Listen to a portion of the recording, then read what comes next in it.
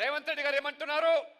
ఇవాళ కాంగ్రెస్ పార్టీ కూడా మోదీ గారు వస్తారు, రాజ్యాంగం రద్దు చేస్తారు, రిజర్వేషన్ రద్దు చేస్తారని చెప్పి మాయ మాటలు చెప్తా ఉన్నారు. 10 సంవత్సరాలు మోదీ గారి పాలనలో ఒక్క రిజర్వేషన్ అయినా తగ్గించారని అడుగుతున్నాను. తగ్గించారా మోదీ గారు? ఎస్సీ ఎస్టీ బీసీల రిజర్వేషన్ ఎక్కడైనా తగ్గించారా? తగ్గించలేదు. కాబట్టి అదనంగా వారు అగ్రవర్ణాల పేదలకు 10% రిజర్వేషన్లు ఇచ్చారు. ఈడబ్ల్యూఎస్ పేరు మీద 10% రిజర్వేషన్లు ఇచ్చారు. ఎవరి రిజర్వేషన్ తగ్గించలేదు మోదీ గారు. సబ్కా సాత్ సబ్కా వికాస్, అన్ని వర్గాలు ఎస్సీ ఎస్టీ ఓబీసీతో పాటు మహిళలకు కూడా 33% చట్టసభల్లో రిజర్వేషన్లు కావాలని చెప్పి పార్లమెంట్ లో బిల్లు ప్రవేశపెట్టి సోనియా గాంధీ ద్వారా కూడా ఓటేపించి మహిళల పక్షపాతిగా ఉన్నటువంటి నరేంద్ర మోడీ 70 సంవత్సరాలుగా మీరు జమ్మూ కాశ్మీర్ లో ఎస్సీ ఎస్టీ బీసీలకు రిజర్వేషన్లు ఊసే లేదు. కానీ మోదీ గారు 370 ఆర్టికల్ రద్దు చేసి ఆ కాశ్మీర్ లో కూడా మొదటిసారిగా ఇప్పుడు ఎస్సీలకు ఎస్టీలకు బీసీలకు కూడా రిజర్వేషన్లు ఇచ్చి ఆ రకంగా బాబాసాహెబ్ అంబేద్కర్ యొక్క రాజ్యాంగాన్ని ఏ రకంగా అన్ని వర్గాలకు ఇవాళ చేయూతనిస్తున్నాడో గమనిస్తా ఉన్నారు. మోదీ గారు చేసే అభివృద్ధిని చూసి ఓర్వలేక ఒక పేదవాడు, అత్యంత వెనుకబడ్డ సామాజిక వర్గానికి సంబంధించిన వ్యక్తి ఒకసారి కాదు, 2 సార్లు కాదు, 3వసారి కూడా ప్రధానమంత్రి కాబోతున్నాడు. కాబట్టి సహించలేక మోదీ గారి కులం మీద ఆపాదిస్తూ విమర్శలు చేస్తా ఉన్నారు. అందుకనే మోదీ గారు రాజ్యాంగాన్ని గౌరవించి పార్లమెంటులో 2వసారి ప్రధానమంత్రి అయిన తర్వాత ఆ రాజ్యాంగ ప్రతిని ఆ పార్లమెంట్ సెంట్రల్ హాల్లో మొదటిసారిగా ఆ ప్రతిని పెట్టి దానికి ఏ రకంగా వారు గౌరవించారో, ఏ రకంగా వారు ఆ యొక్క పార్లమెంటు భవనాన్ని కూడా మోకరిల్లారో అది రాజ్యాంగం పట్ల వారికి ఉన్న గౌరవం.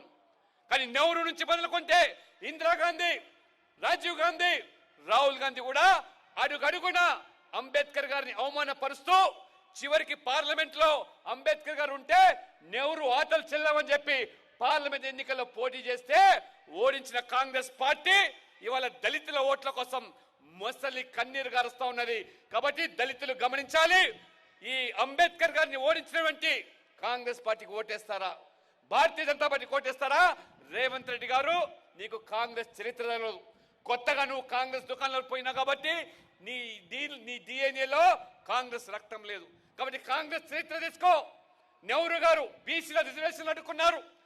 మండల్ కమిషన్ రిజర్వేషన్లను ఏ రకంగా రాజీవ్ గాంధీ ప్రతిపక్ష నాయకుడిగా అడ్డుపడ్డాడో ఆ రాజీవ్ గాంధీ ఒకసారి తెలుసుకోవాలి.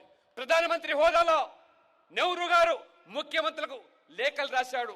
కులాల పేరు మీద రిజర్వేషన్లు ఉన్నట్టయితే ఈ దేశం 2వ శ్రేణి పౌరులను తయారు చేస్తుంది. ఆ రకంగా ఈ యొక్క కులాల పేరు మీద రిజర్వేషన్ ఉండకూడదు అని చెప్పి ఉత్తరాలు రాసినటువంటి నెహ్రూ గారైతే రాజీవ్ గాంధీ పార్లమెంట్ లో స్వయంగా బీసీలకు వ్యతిరేకంగా మాట్లాడినటువంటి ఆ చరిత్ర దయచేసి మీరు గమనించండి. నరేంద్ర మోడీ గారు కేంద్రంలో 27 మంది బీసీలకు మంత్రి పదవులు ఇచ్చాడు. 27% రిజర్వేషన్ ఇచ్చి విద్యా ఉద్యోగాల్లో నీటి మధ్యంలో ఎంబీబీఎస్ ఎండీలో కూడా మొదటిసారిగా నరేంద్ర మోడీ గారు బీసీలకు ఇవాళ రిజర్వేషన్ ఇస్తున్నాడు. కానీ ప్రధానమంత్రి విశ్వకర్మ, ప్రధానమంత్రి మత్స్య సంపద యోజన, ఈ రకంగా అన్ని వర్గాల కోసం పనిచేసేటువంటి నరేంద్ర మోడీ గారు 3వసారి ప్రధానమంత్రి కావాలంటే మల్కాజ్గిరిలో ఈటల రాజేందర్ గారి యొక్క కమలం పువ్వు గుర్తుకు ఓటేస్తే అది నేరుగా నరేంద్ర మోడీకి చెల్లుతుంది, ప్రధానమంత్రికి చెల్లుతుంది. ఆ రకంగా సికింద్రాబాద్ కంటోన్మెంట్ లో కూడా ఒకసారి బీజేపీకి అవకాశం ఇస్తే తప్పకుండా కంటోన్మెంట్ అభివృద్ధి కూడా పాటుపడతామని ఈ జరిగేటువంటి ఎన్నికల్లో మీరందరూ కూడా కాంగ్రెస్ బీఆర్ఎస్ పని అయిపోయింది. అది పూర్తిగా కారు షెడ్యూల్లోకి పోయింది. ఇవాళ మరమ్మత్తు చేసే పని లేదు. కాబట్టి ఇవాళ మునిగిపోయిన పడవ గురించి మాట్లాడడం తక్కువ.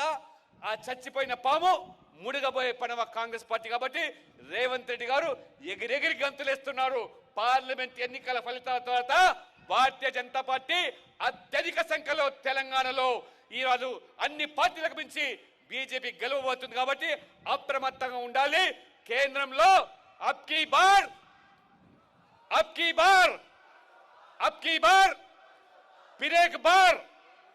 फिर एक बार